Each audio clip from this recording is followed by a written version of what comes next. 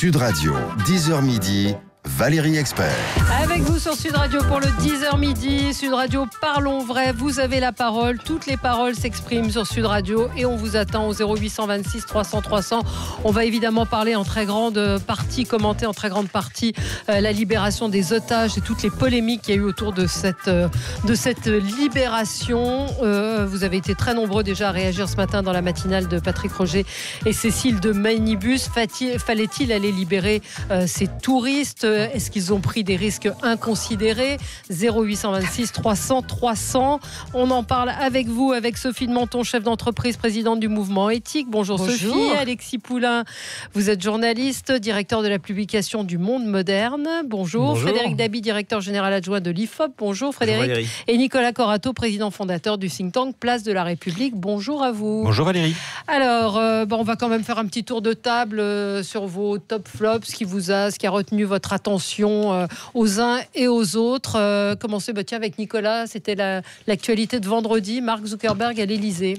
Oui, alors je ne sais pas si c'est un coup de gueule ou un coup de cœur, c'est plutôt une irritation de voir une fois encore Mark Zuckerberg reçu comme un chef d'État par notre président de la République, ce qui prouve une fois de plus peut-être la fascination un peu irrationnelle d'Emmanuel Macron pour le nouveau monde californien. Moi, ce qui me choquait un peu, c'était qu'il était reçu, non pas simplement parce qu'il était de passage, c'est une chose, mais aussi pour que Emmanuel Macron lui parle de son projet de régulation des réseaux sociaux. Bon, je pense qu'il y a peut-être d'autres personnes avec qui on peut commencer à parler de régulation des réseaux sociaux avant que d'aller voir Facebook, qui est effectivement le réseau social qui peut-être pose parmi d'autres le plus de difficultés. Donc voilà, un peu d'irritation, un peu de lassitude de voir qu'on emploie toujours les mêmes méthodes avec des gens qui n'ont pas envie de se soumettre aux règles du jeu et qui s'affranchissent, puisque pratiquement la veille, il y avait un nouveau scandale de données personnelles qui venait d'être révélé chez Facebook. Donc je trouve ça un peu lassant à force. Alors, lassitude aussi, mais quoi qu'il fasse, Emmanuel Macron est coupable. Alors, je veux dire, quoi qu'il fasse, quoi qu'il dise, tous les jours, alors c'est peut-être vrai. Vous êtes redevenu macroniste. Non, mais c'est pas ça, c'est que je suis nuancée. Court passage. D'accord, c'était un cours des amours. Non, il y a des trucs qui m'exaspèrent dans ce qu'il fait, mais quoi qu'il fasse, c'est très fatigant. Alors, d'un autre côté, je me suis dit un peu la même chose. En même temps. Ouais. Nous avons Quant et nous avons Waller, qui sont d'ailleurs des membres éthiques, qui sont formidables et qui ont créé des réseaux justement avec confidentialité, etc. D'un autre côté, il faut savoir que c'est le PIB d'un chef d'État pratiquement, Zuckerberg. Mais non, justement, c'est un chef d'entreprise. C'est pas la même chose. Je finis ma phrase. Il y a plus d'argent que certains États. Alors, je dis que l'influence... Non. C'est vrai, mais l'influence, le poids de l'argent, le poids qu'il a dans le monde, est-ce que ça ne nécessite pas que justement on passe des accords avec l'homme le plus puissant qui soit ? Il a des PIB qui dépassent des accords. Je vais juste répondre sur le sujet. Moi, je ne suis pas du tout opposé à ce qu'un président de la République, quel qu'il soit, reçoive des chefs d'entreprise. Mark Zuckerberg, ça fait plusieurs fois qu'il est reçu à l'Élysée, et je remarque que les autres, c'est-à-dire ceux qui développent aussi des solutions qui rentrent et qui restent dans les clous, ils sont moins reçus. Je veux dire, c'est juste à un moment. Voilà, en termes de panel, on peut choisir autrement. Mais tout n'est pas égal, effectivement. Oui. Et qu'il y a un vrai problème de sécurité aujourd'hui et de contrôle des réseaux sociaux qui Vous voulez que je vous dise le fond de ma pensée ? Je pense que Mark Zuckerberg, s'il devrait être reçu quelque part en France aujourd'hui, ce serait au parquet national financier. C'est très juste. C'est très juste, Alexis Poulain. Une des vraies questions qui est posée, c'est celle de la souveraineté, surtout souveraineté numérique, parce qu'on est très dépendant des GAFA et des plateformes monde. Petit instant pub, j'anime un débat tout à l'heure à 18h à la Maison de l'Industrie à Paris avec des candidats aux élections européennes pour parler justement de la souveraineté numérique avec Waller. Qui est partenaire, pour justement poser cette question de savoir qu'est-ce que fait l'Europe pour assurer notre indépendance par rapport à ces acteurs géants qui phagocytent. Non, même pas. Qui phagocytent les États et qui font les lois. Parce qu'aujourd'hui, le vrai problème, c'est qu'à Bruxelles, les lois européennes sont faites par les cabinets de lobbying financés majoritairement par les GAFA parce qu'ils ont les moyens. Allez. Et quand vous allez à Bruxelles, vous voulez Google, c'est 50 avocats qui bossent. Michelin, c'est 2 personnes. Allez, on va finir notre petit tour de table. Sophie, vous, c'est un train qui vous mobilise. Oui, absolument. C'est le train qui va à Rungis. Ouais. Et alors, je veux dire, il nous approvisionne tous les jours dans toute la région parisienne. Il a 40 ans, hein, ce train. 400 000 tonnes de fruits et légumes par an qui approvisionnent Rungis. Et ben voilà, on s'est dit que c'était pas rentable, la gare de Rungis, ce qui est probablement exact. Et si on supprime ce train, ce qui était prévu pour des raisons financières, ça voudrait dire 50 camions par jour qui feraient le trajet. Donc quand on parle effectivement sachant d'écologie... déjà l'état des routes pour venir à Paris, à Rungis, rajouter 50 camions, très bonne idée. Bonne idée. Ouais. Et alors, coup de cœur quand même, parce que ça c'est coup de gueule, mais coup de cœur quand même, parce que Stéphane Layani, qui est PDG de la Cemaris, qui gère Rungis, a mis la main à la poche. Il a dit qu'il allait financer, qu'il allait faire appel d'ailleurs à d'autres entreprises. Et moi, je constate une chose, c'est que les entreprises aujourd'hui, elles mettent la main à la poche tout le temps. Pour tout, on commence à le voir en France. C'est très intéressant. D'ailleurs, dans Capital, hier soir, il y avait une émission tout à fait intéressante. La prime Macron, puisque c'était pas une prime... Qui est la prime patron, rappelons-le. Je suis d'accord, Sophie, mais c'était pas une... C'est pas une prime obligatoire, incitative, et largement, ils ont joué le jeu. Ouais. Absolument. Donc ce train, oui, doit rester, parce que sinon, ce sont des camions qui vont remplacer. Donc, 50 camions par jour sur une route horriblement encombrée, la pollution, etc. Je veux dire, c'est très étonnant, parce que le rôle de l'État, quand même, là, typiquement, Dieu sait si je trouve qu'il est omniprésent, il ne devrait pas être là. S'il y a bien un endroit où il doit être, c'est ça. Oui.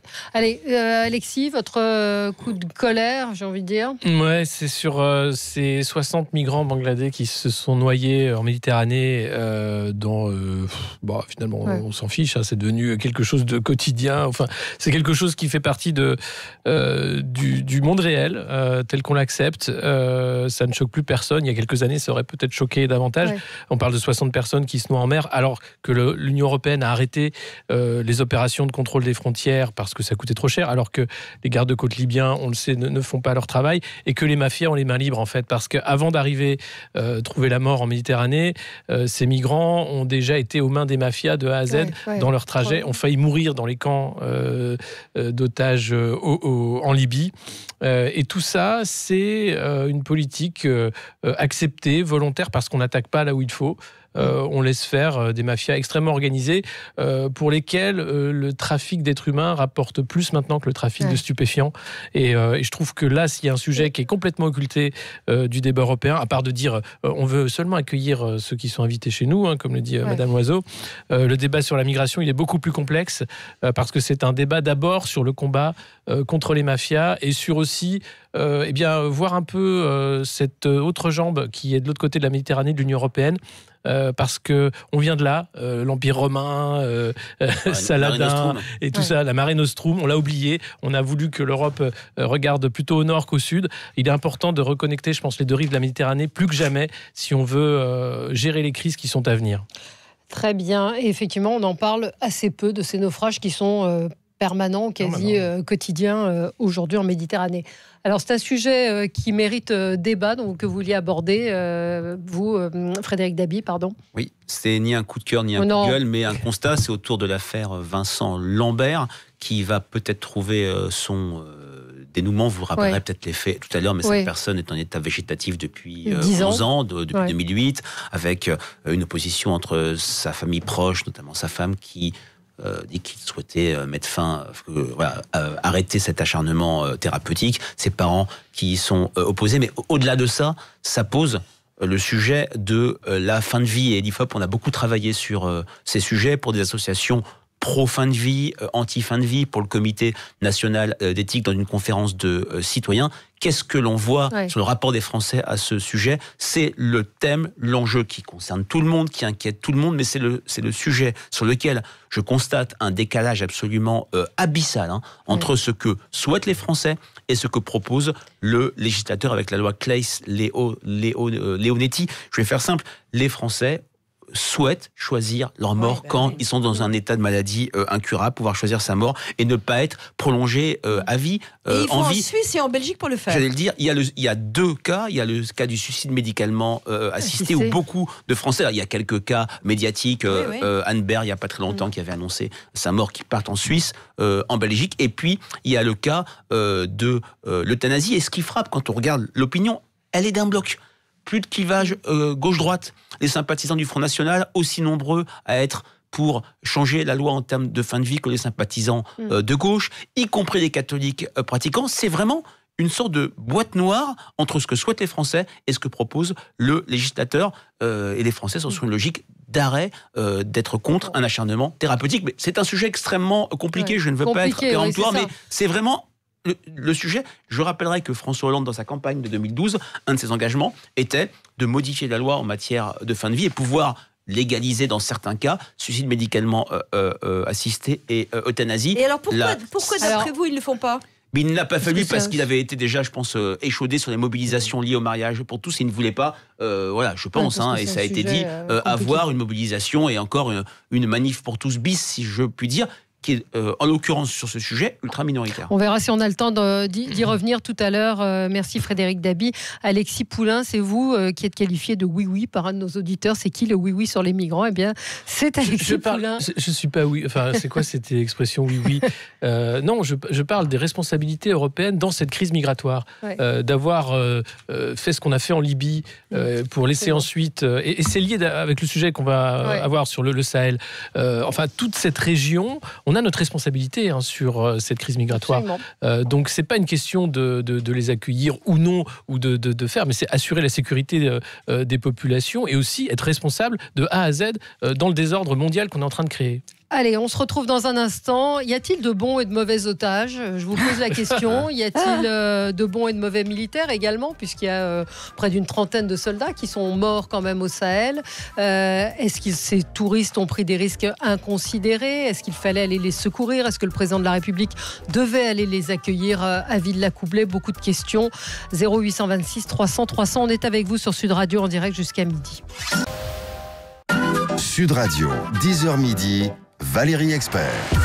De retour avec vous dans le studio de Sud Radio pour parler donc de la libération de ces otages qui fait bien polémique. Moi, tout de suite, je vais vous poser est-ce qu'on ne se trompe pas de débat ? C'est la question que je vous pose. On a accusé, ces gens se sont fait, ces deux touristes traînés dans la boue, il n'y a pas d'autre mot, on les a traités de tous les noms parce qu'ils sont allés au Bénin. Peut-être ont-ils eu tort. Je pense que la question est assez compliquée parce que cette zone n'était pas rouge, elle était jaune. Il y avait certes une zone orange, plus une zone rouge au nord, mais le Quai d'Orsay a changé la couleur de la carte après l'enlèvement. La question, c'est que les vrais coupables, ce sont quand même les terroristes. Ce sont ces gens qui les ont enlevés. Ce sont eux qui ont tué les militaires. Ce ne sont pas ces deux pauvres touristes. Alors, est-ce qu'il fallait les secourir ou pas ? On peut en débattre et on va en débattre. Mais parlons de ce qui se passe au Sahel. Parlons de ça. Ça va être la même chose pour les alpinistes, on ne va pas aller les secourir. Enfin, c'est quoi je pense que victimiser les victimes, ça va loin dans la victimisation. Alors après, on ne sait plus où ça s'arrête au final. Est-ce qu'ils étaient conscients ? Sans doute pas, il ne l'aurait pas fait peut-être en connaissance de cause.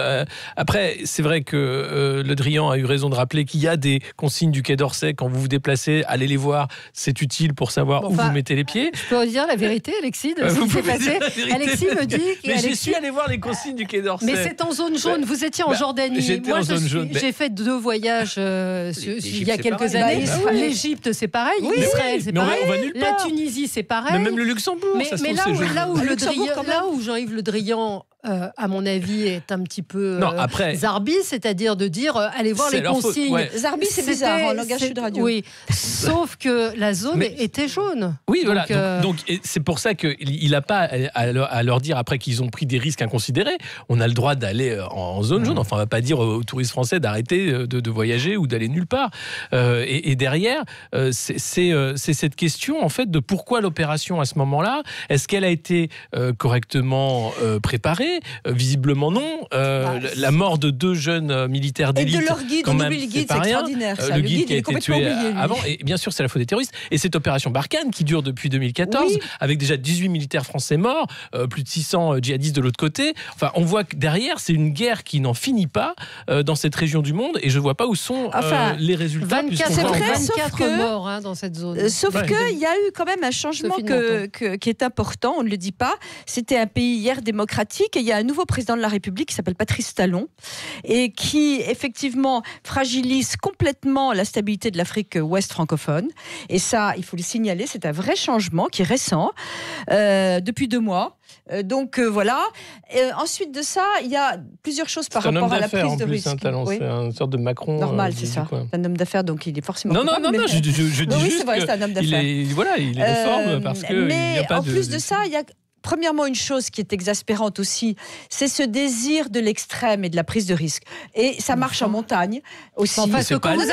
Ce ne sont pas des clampas qui sont partis en tongs escalader l'Himalaya non plus. Je suis d'accord, mais j'ai pas dit une seconde qu'il fallait... Ils avaient un guide. Oui. On fait confiance au guide. Je dis qu'il faut aussi savoir qu'il y a une prise de risque qui est importante, que la première question, et on est tous d'accord, c'est en aucun cas ne poser la question on va sauver quelqu'un en danger, point barre. Ce matin, il y avait une colonelle de gendarmerie qui était là et qui disait que, quand même, il y a un moment, l'armée n'est pas Europe Assistance. On peut parler. Sur l'armée, il y a une vraie question quand même sur cette touriste américaine et nord-coréenne dont on n'a pas la photo. Il y a derrière quand même, et un mois d'enlèvement. Il y a des choses extrêmement étranges. On a eu le soutien des Américains sur l'information, l'intelligence pour cette opération. On voit bien que derrière, il y a un peu autre chose que secourir de touristes français. Ah bon ? Oui, j'ai l'impression d'une opération un peu précipitée également parce que ça passait après de l'autre côté de la frontière. Et il y a beaucoup de questions. Et je sais pas... parce que justement, il y a avait urgence à agir. Oui. Quand on écoute les explications, il y avait urgence à agir. Alors, petit tour de table. La découverte de ces deux otages supplémentaires pose beaucoup de questions quand même. Oui, alors bon, moi je trouve d'abord que le fait que ce débat existe en soi prouve un certain nombre de glissements dans la société française un peu étranges. Moi, je suis assez content que mon pays vienne au secours de ses compatriotes, quelle que soit leur situation, quelle que soit même leur culpabilité, parce que moi, je suis aussi content que, pour dire les choses, que notre pays déploie un certain nombre de moyens, notamment juridiques, pour venir en aide à des citoyens français qui sont interpellés. Et on pourrait parler de Carlos Ghosn, effectivement, à l'étranger, qui ne bénéficie pas, lui, effectivement, de beaucoup d'aide de la part de notre gouvernement, alors qu'il subit des conditions de détention absolument inadmissible. Mais passons et fermons la parenthèse. Donc, 1, ça ne me choque pas. 2, moi, j'avais pas entendu, mais je ne suis pas un spécialiste de l'Afrique de l'Ouest, que le Bénin était un pays massivement dangereux. Le Burkina Faso, j'avais compris effectivement qu'il y avait des heurts. Et c'est récent en plus. Mais suivant ça de très loin, moi, j'avais pas imaginé que le Bénin était un pays dangereux. D'ailleurs, je comprends qu'il ne l'était pas officiellement quand ces deux personnes ont pris leur voyage. Et d'autre part, je crois que... Mais ça, c'est peu importe. Ils ont pris un guide, ils n'en prenaient pas. Ils auraient pu partir en tongs, d'une certaine manière. C'est irresponsable, d'une certaine manière. Mais ça n'empêche pas que ce sont des citoyens français à qui on doit assistance à partir du moment où notre pays peut leur porter assistance. Alors, en revanche, je rejoins effectivement votre questionnement sur le déroulé de l'opération.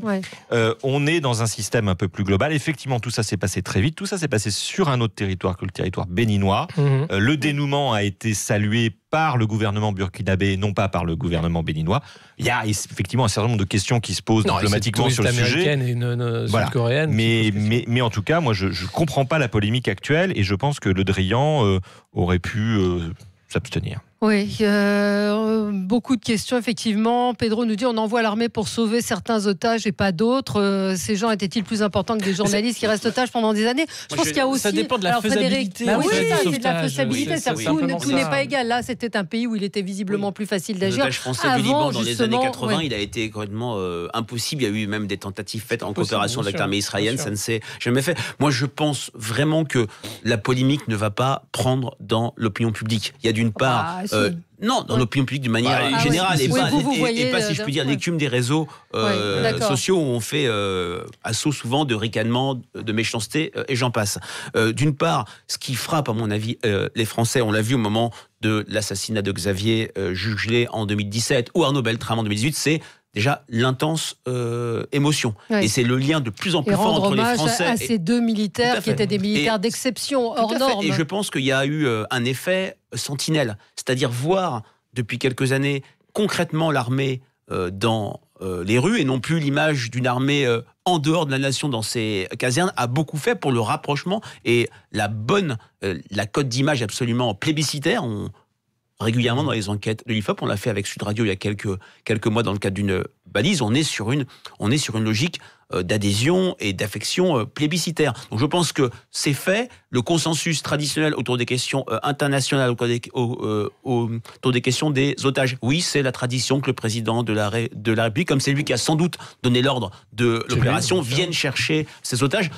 Prenons aussi en compte le fait que ces 2 personnes qui ont été victimes d'un enlèvement et peut-être des conditions de détention assez terribles vont aussi vivre le reste de leur vie avec peut-être ce sentiment de culpabilité. Et je pense qu'il faut absolument en rester là et ne pas chercher à être une logique d'exploitation à tout prix, déjà, de ce fait, et saluer avant tout l'héroïsme de nos 2 soldats. Allez, Absolument. on va prendre vos appels dans un instant, 0826 300 300. Vous êtes nombreux à nous appeler pour réagir. À tout de suite.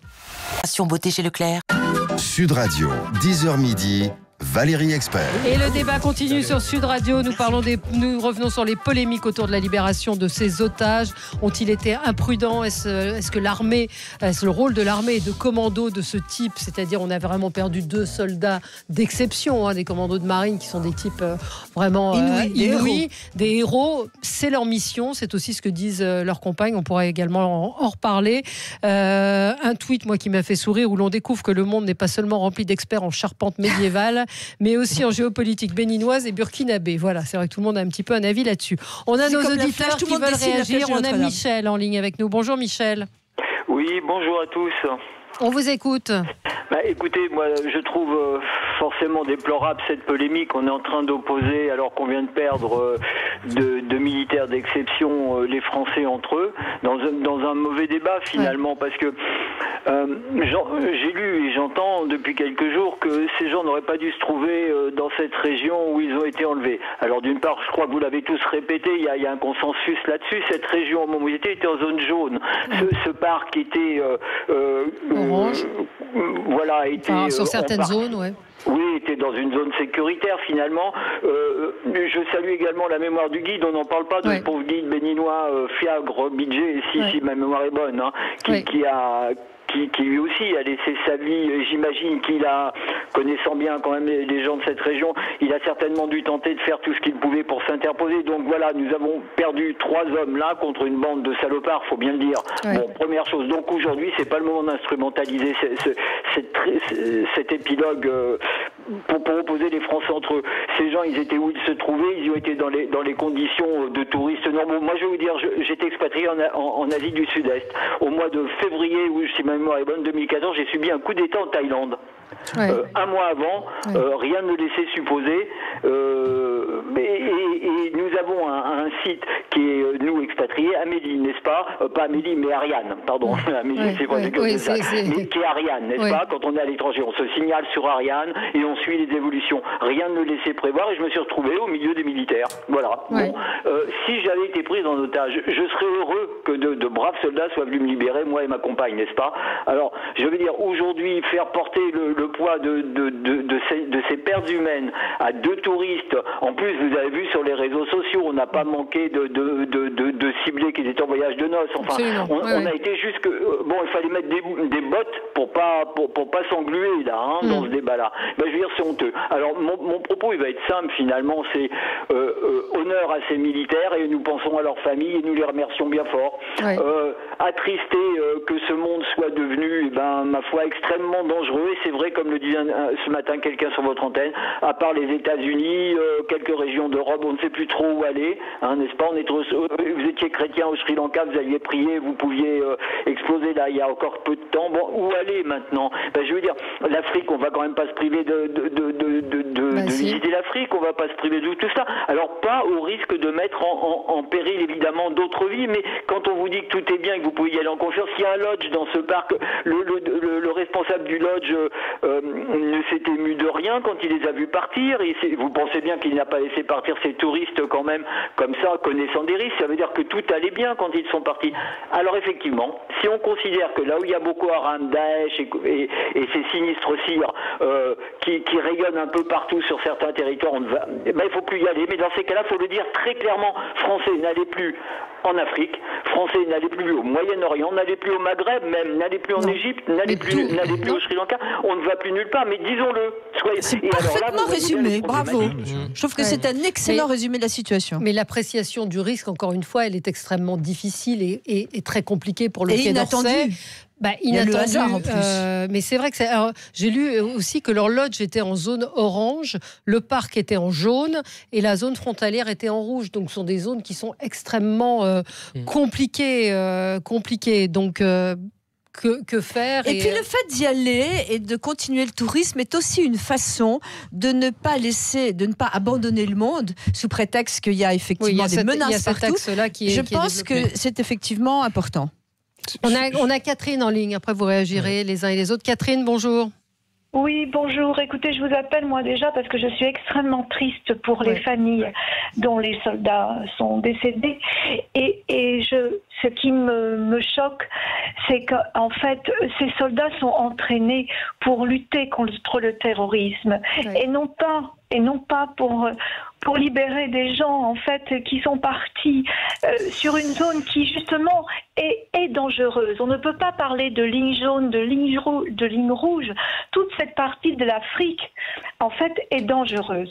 Donc moi franchement, il faut l'abandonner alors, vous croyez? Il faut plus que personne n'aille jamais dans cette partie de l'Afrique? Écoutez madame, je pose la question. Mais moi, alors justement, je vous réponds. Je pense que nos forces de l'ordre, que ces soldats sont entraînés, ont autre chose à faire, vraiment. Et là, franchement, moi, je suis extrêmement triste pour ces familles qui ont perdu. Mais vous les auriez laissés alors, les otages? Je pense que ces otages ont été complètement inconscients, ou ceux qui les ont envoyés sur place ont été inconscients. Donc vous les auriez laissés mourir sur place? Mais je les aurais pas. Écoutez, madame, franchement, vous êtes madame vous êtes qui déjà? C'est madame de Menton. Ah oui, madame de Menton, mon Dieu, effectivement. Écoutez, madame de Menton, je pense avant tout que ces gens n'avaient rien à faire là-bas. Voilà. Oui, mais vous ne répondez pas à la question. Est-ce qu'on aurait dû ne pas aller les secourir? Est-ce qu'on aurait dû ne pas aller les secourir?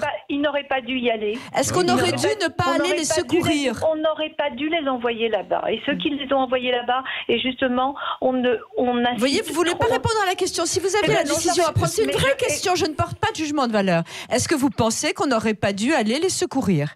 Eh bien, moi, je dis que ces gens-là n'avaient rien à faire là-bas. Vous répondez pas à la question. Non, mais non, je ne peux pas répondre à cette question dans le sens où elle est complètement insensée, cette question. Elle n'est pas insensée, puisque vous dites on a tué, en gros, 2 hommes de valeur sont morts en allant secourir ces inconscients. 2 hommes de valeur sont morts dans la mesure où nos soldats n'ont absolument rien à faire avec des gens qui sont partis sur une zone dangereuse.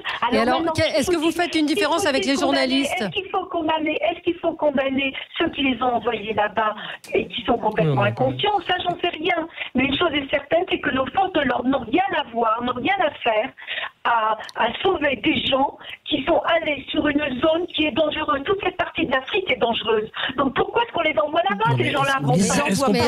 Est-ce qu'on peut revenir à une base du débat? Parce que là, je trouve qu'on part dans des choses... Mais sauf que c'est le débat aujourd'hui. Oui, mais c'est un faux débat, parce que le terrorisme, justement, son mode d'action, c'est la surprise. C'est d'arriver là où on ne l'attend pas.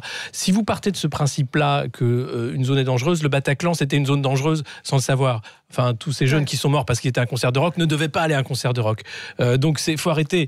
Il y a une réalité qui est celle du terrorisme, qui est justement de frapper là où on ne l'attend pas. Et de pouvoir jouer sur les porosités, bien sûr, sur les failles de sécurité. Mais comment vous voulez sécuriser une frontière de plusieurs centaines de kilomètres? C'est évidemment extrêmement complexe. Et c'est pour ça d'ailleurs qu'on a l'opération Barkhane. C'est pour aider les autorités maliennes et du G7 Sahel à gérer ce problème sécuritaire. Résultat, je pose la question. Un résultat mitigé, puisqu'on a perdu beaucoup d'hommes. Est-ce qu'on a raison d'y rester? Il va y aller en 202013 déjà. L'opération au Mali a quand même, maintenant on le sait, sauvé une situation absolument catastrophique, où l'État malien était sur le point de s'effondrer. Et quand on voit ce que la France a connu après en termes de terrorisme, oui, c'est une décision de François Hollande qu'on peut qualifier maintenant d'historique.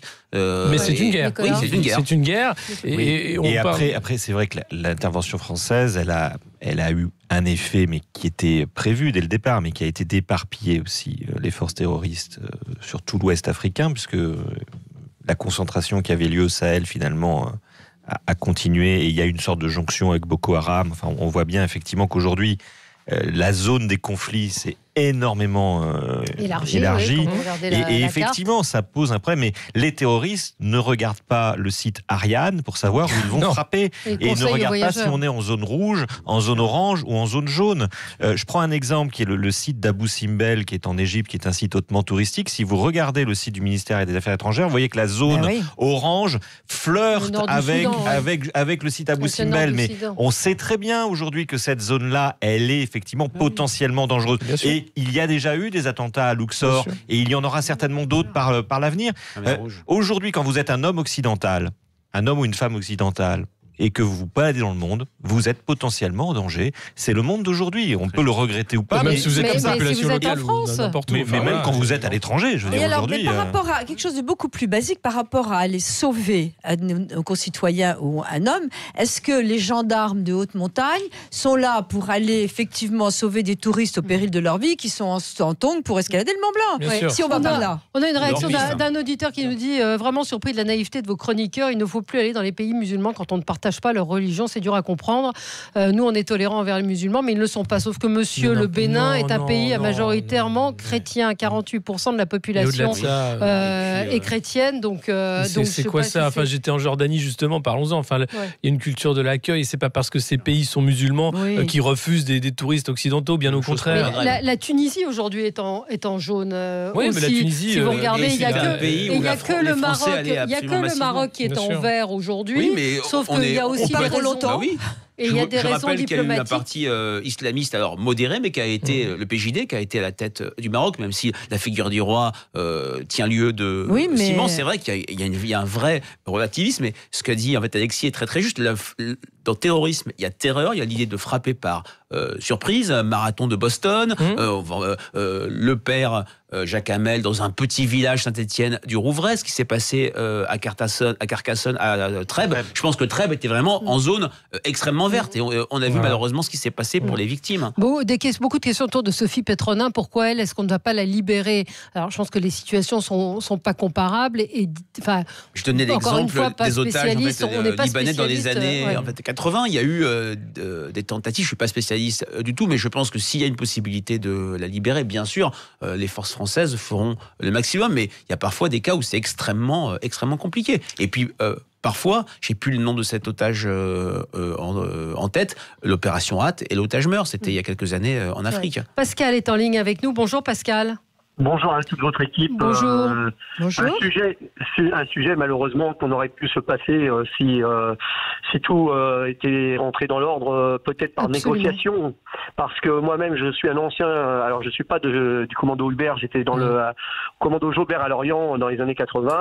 Bon, j'ai pas pu aller à Djibouti pour des raisons de santé, mais nous avons des bases depuis très longtemps sur le territoire africain.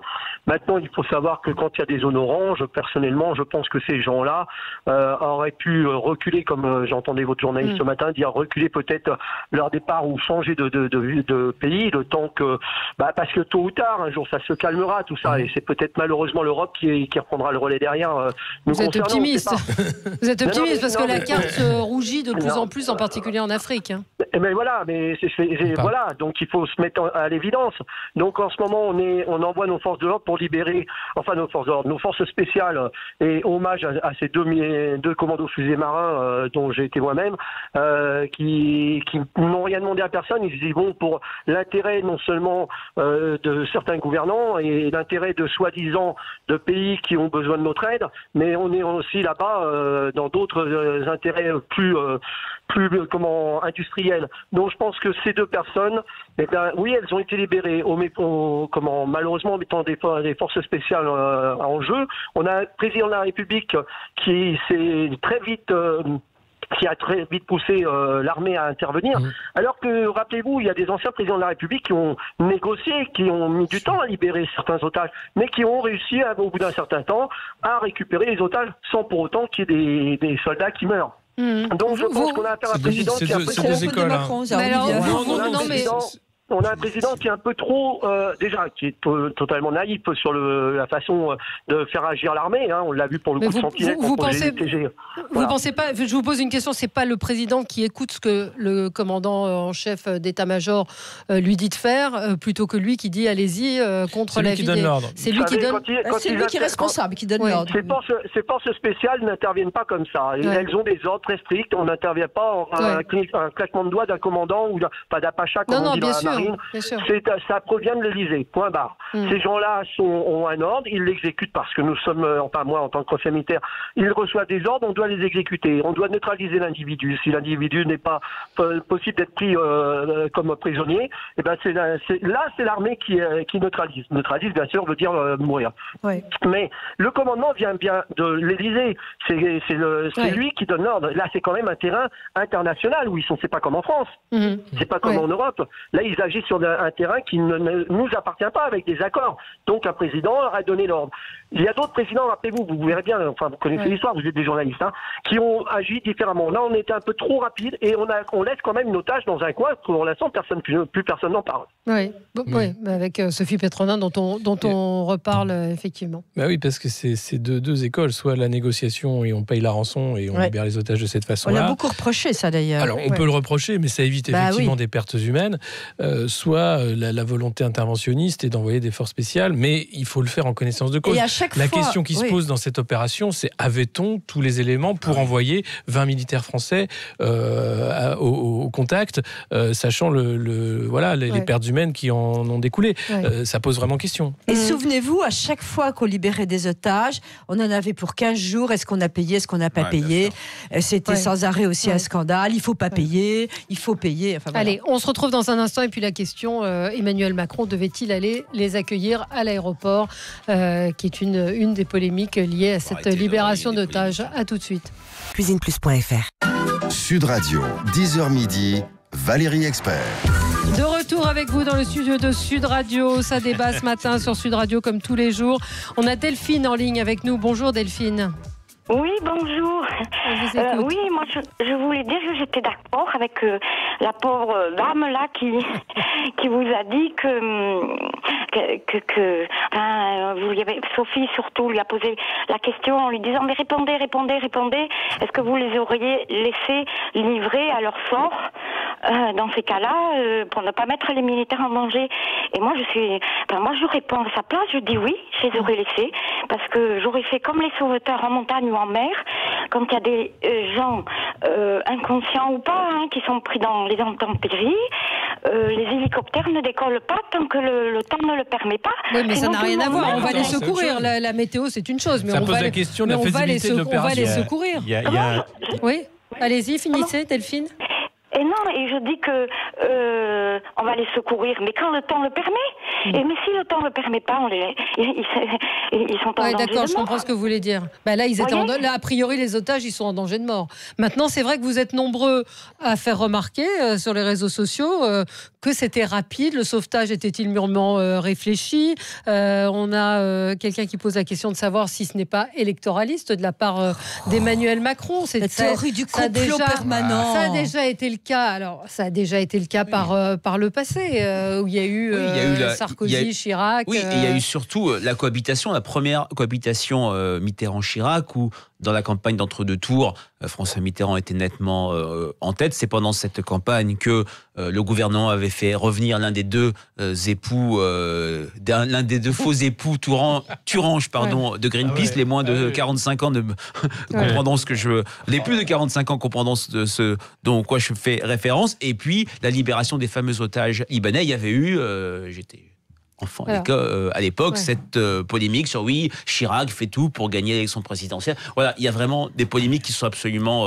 je trouve qu'il y a quand même un état d'esprit très mesquin globalement. Je pense que ce qui compte, c'est d'abord poser la question. Si, mais je pense qu'il faut d'abord ce ne sont pas des sujets, à mon avis, que beaucoup de Français mettent au cœur de leur conversation. Et notre baromètre, chaque mois, ma chère Valérie, dans Paris Match, avec Sud Radio, montre bien le décalage entre une partie de l'agenda médiatique et ce dont parlent vraiment les Français. Et ce qui est très important, j'ai un petit-fils à Saint-Cyr, et ce qui est très important, c'est que l'armée ne pleure pas ces morts, elles les honorent. Et je trouve ça assez exceptionnel. Et vous ne verrez pas de gendarmes, je suis réserviste et je suis très fière, vous ne verrez pas de gendarmes, de policiers, de soldats dire ils n'auraient pas dû y aller. Et ça, je veux dire qu'on peut leur rendre hommage, car ils ne mettent jamais en cause leur mission. Avec la haine, quand même, on a pu lire des réactions. Pas vraiment. Il y a moi, je comprends quand on a l'homme de sa vie qui a été tué, qu'on dise j'ai la haine et qu'on rectifie immédiatement en disant mais il y retournerait demain matin. Non, mais qui vont poser la question il y retournerait demain matin. Non, les conditions de l'opération, c'est la question, et de savoir Emmanuel Macron alors les accueillir à Villa-Coublay. Ça, c'est encore autre chose. Non, parce que c'est lié. Certains posent la question de savoir si cette libération n'était pas nécessaire à son image, encore une fois. Mais bien sûr que c'est politique. Nicolas Corato. Bien sûr. Tout est politique. D'ailleurs, l'ordre est politique. Sinon la décision serait aux militaires. Et on a bien dit tout à l'heure que l'ordre d'intervenir, il est présidentiel, il vient de l'Élysée. Mais que n'aurait-on pas dit si on avait appris que le pouvoir politique avait eu la capacité et la possibilité d'intervenir et qu'il n'était pas intervenu et que les otages étaient encore aux mains de leurs ravisseurs et que les ravisseurs pouvaient exercer une pression sur l'État français. Il y a un moment, il faut savoir ce qu'on veut dans ce pays. Effectivement, nos militaires prennent des risques et c'est pour ça qu'ils sont militaires. Et ils en sont fiers. Et d'ailleurs, ils l'acceptent, ce risque. Et à un moment, on utilise la force armée pour libérer des Français qui sont pris en otage. Moi, encore une fois, à la place d'Emmanuel Macron, et je ne suis pas à sa place, je pense que le risque politique de ne pas intervenir alors qu'il avait l'opportunité de le faire est bien plus dangereux. C'est pas ne pas intervenir, c'est le fait d'aller à l'aéroport accueillir les otages. Mais tout à fait différent. Mais alors je voudrais dire une chose là-dessus, c'est que tous les présidents de la République y sont allés, qu'il n'avait rien à gagner là particulièrement, et qu'il y est allé parce qu'il faut aller jusqu'au bout de la décision. Il y a quelque chose d'assez juste que j'avais vu passer un avis qui disait. Alexis Non, c'est un autre. Non, c'est pas pareil. Sur ce que je connais bien. Non, le problème de cet accueil des otages systématiques par le président de la République, ça donne davantage de valeur en fait à l'otage français. En disant finalement un otage français, ça veut dire qu'il a une valeur pour les terroristes. Pour les terroristes, c'est un gibier qui vaut tant. Le terme gibier, excusez-moi, mais enfin le côté on va à la chasse à l'otage, eh bien on va prendre celui-là parce qu'on sait que c'est le président qui l'accueille. Il y a une vraie valeur. On sait que la France envoie son armée, fait attention à ses otages. Donc ça vaut cher. Il y a des pays, regardez, l'otage américaine, un mois sans nouvelles, personne n'avait bougé. Pour la Corée du Sud, pareil. Des pays où on sait très bien que la vie des otages ne compte pas autant que pour la France. Vrai. Donc c'est un problème. Non, mais oui, mais ça montre que ça a beaucoup de valeur. Des milliardaires. Également sur les brigades rouges, on a eu ces cas-là dans les années 70 et 80. Donc c'est le danger, c'est de dire quelle est la valeur d'un ressortissant français à l'étranger aux yeux d'un terroriste pour faire justement une demande de rançon. Non, je continue à dire que nous sommes sur des polémiques qui ne prennent pas auprès des Français, qui ont infiniment moins de poids que l'émotion suscitée par la mort de ces deux soldats et l'affection et le lien de plus en plus fort entre les Français et leur armée. C'est vrai que la symbolique, c'est le président prend la décision d'intervenir et il vient chercher l'otage. On a aussi des pays où il y a des véritables luttes pendant des années pour aller récupérer des sépultures de soldats morts. On a vu des négociations entre Israël et le Liban là-dessus. On est sur cette symbolique occidentale. Et n'oublions pas que le président de la République aux Invalides, j'y serai demain, fait un hommage national. Oui, voilà. Non, mais je veux dire, les gens sont invités à aller, mais pas du tout. Les gens sont invités à aller sur le parcours. Je sais, Valérie, l'armée, vous en fichez. Non, mais l'armée a plus de monde que pour le 8 mai. Sophie a raison. L'armée, excusez-moi, Sophie, de vous interrompre. Florence Parly a dit solennellement dans le gouvernement que l'armée invitait les Français à se masser autour du pont Alexandre III. Et c'est vrai que c'est dans ce cadre-là qu'il faut voir l'intervention du président, prise de décision pour l'intervention, aller chercher les otages, sans les honorer, mais aller les chercher au nom de la France et honorer, cette fois-ci, les soldats demain. Bien dit. Beaucoup nous disent, et le guide, on n'en parle pas. Si, on en a parlé, Chantal, effectivement, de ce guide. On n'a pas beaucoup parlé. On peut...